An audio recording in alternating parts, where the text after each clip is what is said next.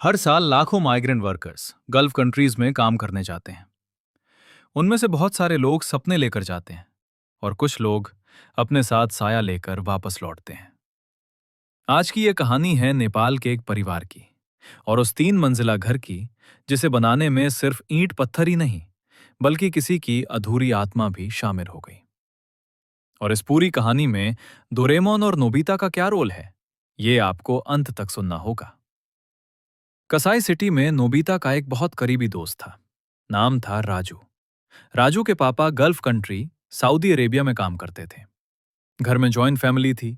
दादा दादी माँ चाचा चाची बच्चे, पूरा बड़ा परिवार। राजू अक्सर नोबिता से कहता था, जब पापा सऊदी से आएंगे ना तो हम नया घर बनाएंगे, बहुत बड़ा, 3 मंजिला। नोबिता को भी एक्साइटमेंट होती थी। वो डोरेमोन से बोलता, डोरेमोन मैं भी एक्साइटेड हूं, काश हम भी कभी सऊदी जा पाते। डोरेमोन मुस्कुराया, सऊदी नहीं, लेकिन सऊदी की कहानी आज तुम्हें जरूर मिलेगी। कुछ महीनों बाद राजू के पापा सऊदी से पैसे भेजते हैं। नेपाल में उनका घर बनना शुरू हो जाता है। पहले 2 मंजिल तैयार हो जाती हैं, लेकिन तीसरी मंजिल के लिए लकड़ी कम पड़ जाती है। बारिश का मौसम शुरू हो चुका था। नई लकड़ी काटना पॉसिबल नहीं था। तभी राजू की मां कहती है, चिंता मत करो, लकड़ी मिल गई है। एक आदमी ने सस्ती में दे दी है, काम हो जाएगा। घर का काम पूरा हो जाता है। सब खुश। 3 मंजिला घर तैयार। घर बनने की खुशी में पूरे रिश्तेदारों को बुलाया गया। खूब दावत, खूब मस्ती, ढोल नगारा, हंसी मजाक। लेकिन उसी रात तीसरी मंजिल पर कुछ ऐसा हुआ जिसने पूरे परिवार की खुशी को डर में बदल दिया। राजू के दादाजी ऊपर छत पर गए। उन्होंने देखा छत के किनारे एक लड़का और लड़की बैठे हैं। दोनों के पैर छत से नीचे लटक रहे थे। दादाजी बोले, बेटा नीचे जाओ, सब नीचे हैं। लेकिन वो दोनों बिल्कुल भी हिले नहीं। जब दादाजी पास गए तो अचानक किसी ने उनके कंधे पर हाथ रखा। उन्होंने पलट कर देखा, एक अजीब औरत खड़ी थी। उसके हाथ बहुत लंबे थे। वो औरत बोली, ये मेरे बच्चे हैं, हम यहीं रहते हैं बहुत सालों से। और वो रोने लगी। दादाजी घबराकर नीचे भागे और सीढ़ियों से गिर गए। उनका पैर टूट गया। उसी रात एक और घटना हुई। राजू के चाचा बाथरूम गए। उन्होंने देखा एक छोटी लड़की कोने में बैठी रो रही है। चाचा बोले, बेटा बाहर जाओ।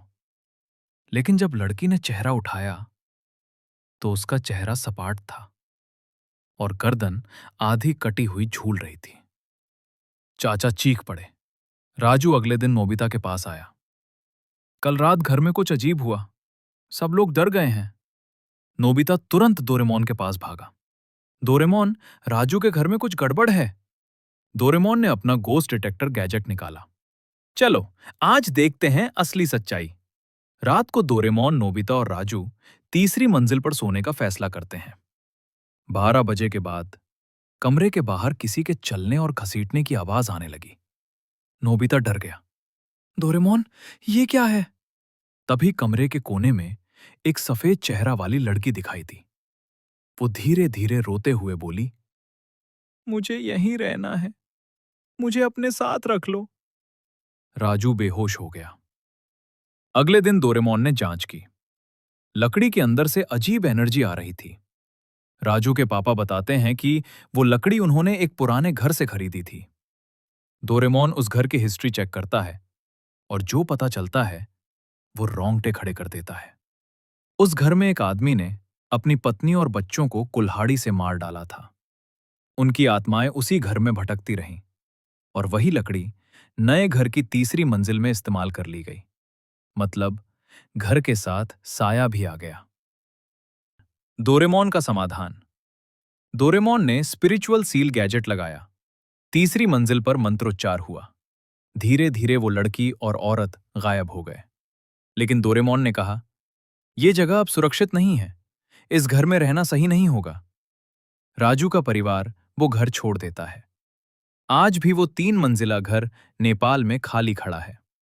लोग कहते हैं रात को तीसरी मंजिल पर अब भी बच्चों के कदमों की आवाज आती है। और डोरेमोन ने नोबिता से कहा, कुछ घरों को बनाना आसान होता है, लेकिन उनमें रहने वाली आत्माओं से बचना बहुत मुश्किल। तो ये थी डोरेमोन और नोबिता की एक सच्ची और दरवानी कहानी। एक ऐसा घर जिसे बनाने में सिर्फ पत्थर और लकड़ी नहीं, बल्कि अधूरी आत्माओं का भी हाथ था। अगर आपको ये हॉरर स्टोरी पसंद आई हो तो वीडियो को लाइक करें, चैनल को सब्सक्राइब करें और बेल आइकन जरूर दबाएं। आप भी अपने साथ हुई किसी पैरानॉर्मल घटना को हमें ईमेल कर सकते हैं। मिलते हैं अगले वीडियो में एक और नए राज के साथ। तब तक के लिए अपना ध्यान रखिए। जय भूतनाथ और हर हर महादेव।